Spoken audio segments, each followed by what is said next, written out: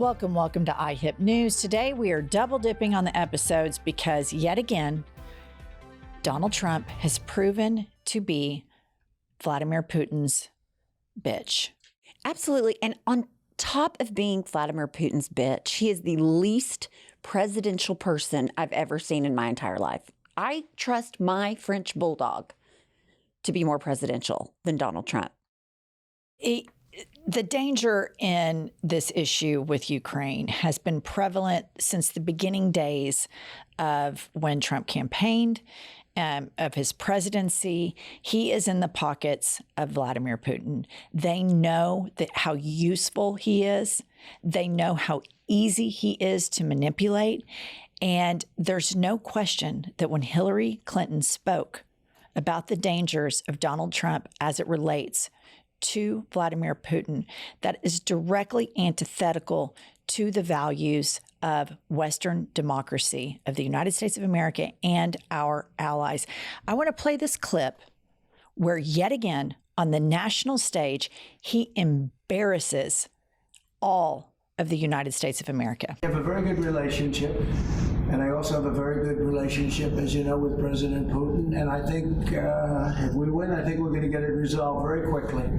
I really think we're going to get it resolved. I hope we have more good relations. We're going to have, I see. Yeah, but you know, it takes two to tango, you know. Zelensky had to speak up and correct him and say, I would hope that you would have a better relationship with your ally.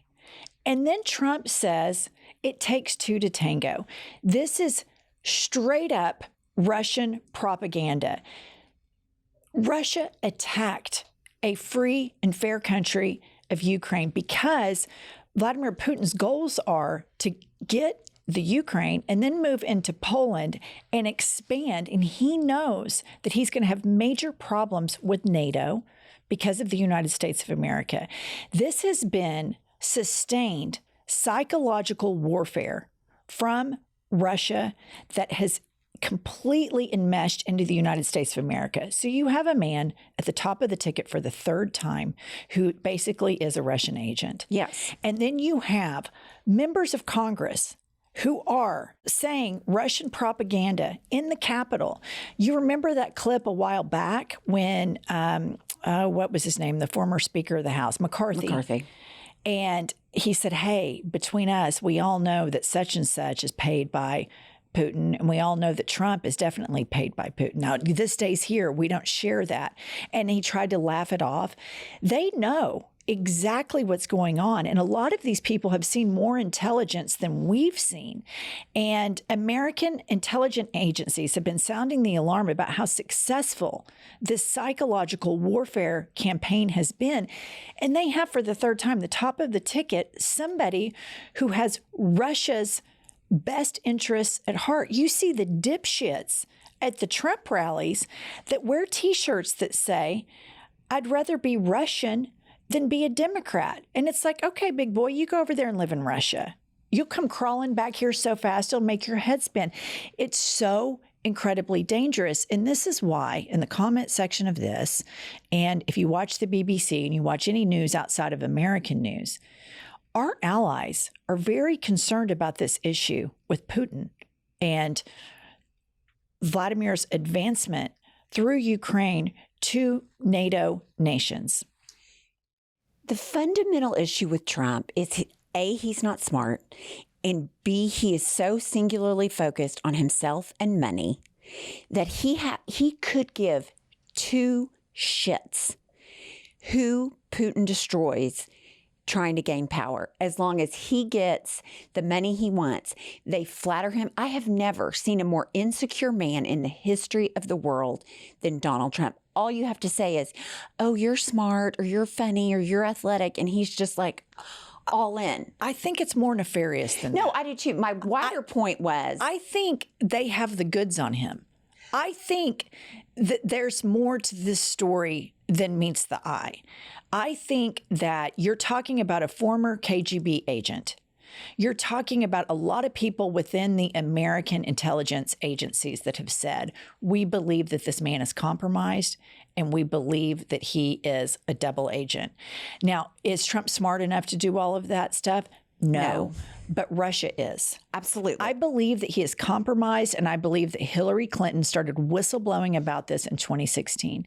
And Russia has been so successful in putting Russian propaganda into the United States of America through Russian troll farms, et cetera, that this will be some blip in all of the crazy stuff that Trump says. But it's important to note, this is the opposite of being for the military. When you really talk to veterans, you do not advocate for the military by supporting Russia.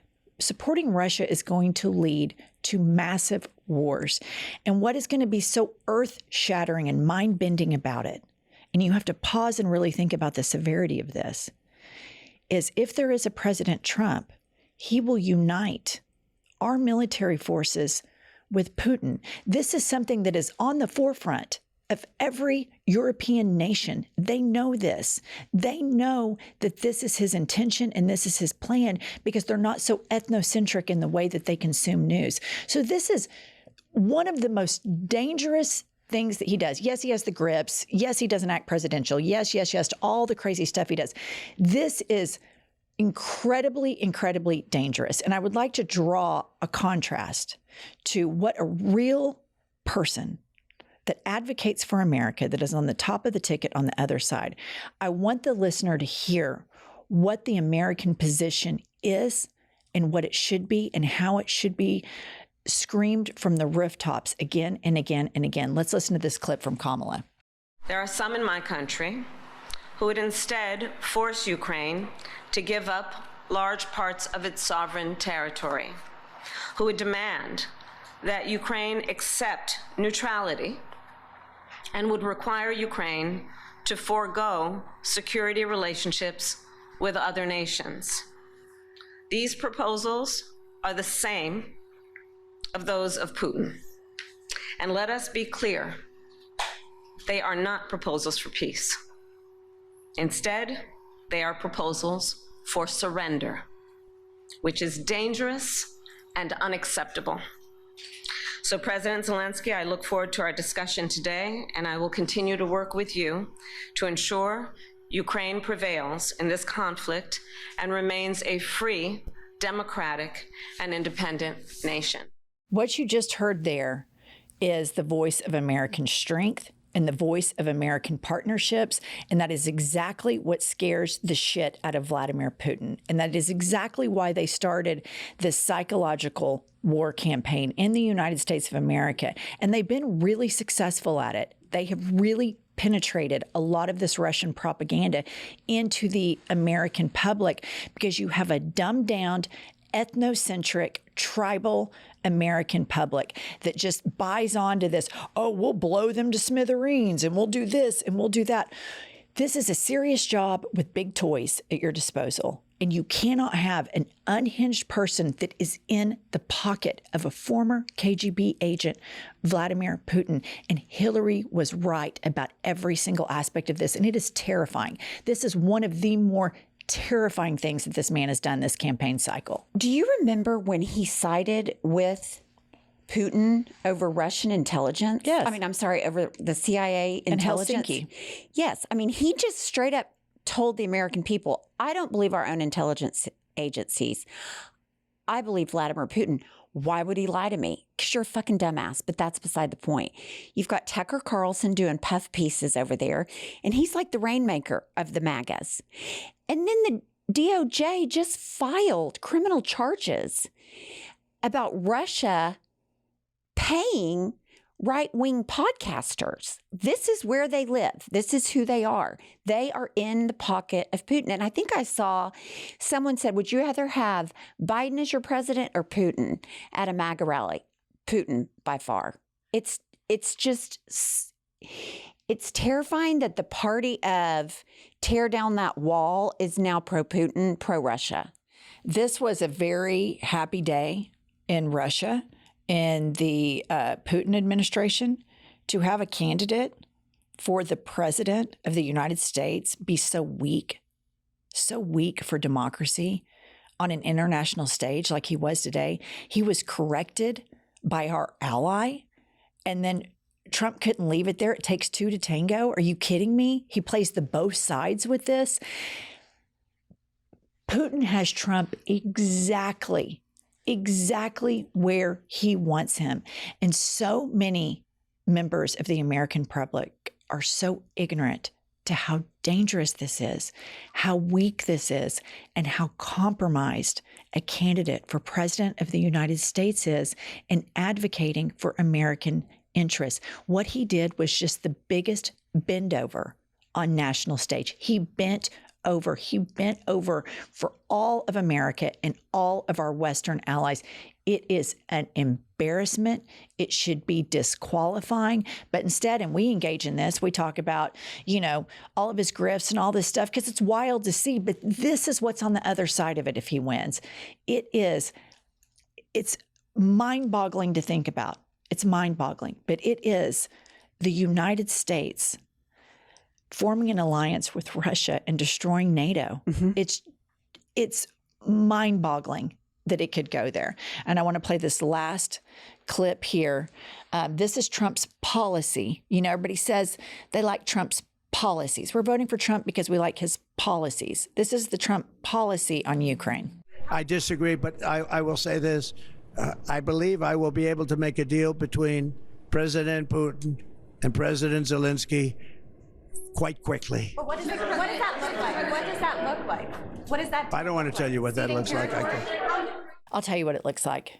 It looks like Vladimir Putin calling up Trump and saying, here's what I want you to do, and I'll give you $500 million, and you're so great, you're so handsome, and you're so athletic, and I also have these goods. Because I do think he's compromised. I think Russia has something on him. They have some sort of leverage over him. That's just conjecture on my part, but there's been a lot of articles that I've read that a lot of agencies believe there is something there. And Trump will do it.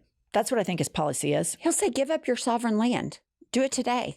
And when Trump says, oh, I can fix this, 24 hours, I can fix it, then fucking do it now. That's not a policy. That is not a policy. And I'm fearful that this whole thing that went down, before we came up here to film this, I looked at headlines. And it's not really the top of the fold right now. It's not the top of the fold. And this is so incredibly dangerous. And it is so sad to see that with all the division that we have, that we used to, several election cycles ago, you had two at the top of the ticket that really advocated for Western ideals. We no longer have that anymore. Right. We no longer have that. You have a Trump world that wants to see a post-constitutional America. His buddies at Project 2025 say that crap. And then you have him embarrassing NATO and the United States of America by being a weak-ass little whiny bitch on the national stage. And there's no other way to put it. There's no excuse for it. None. All right, that's all we have. We'll see you guys soon. It's so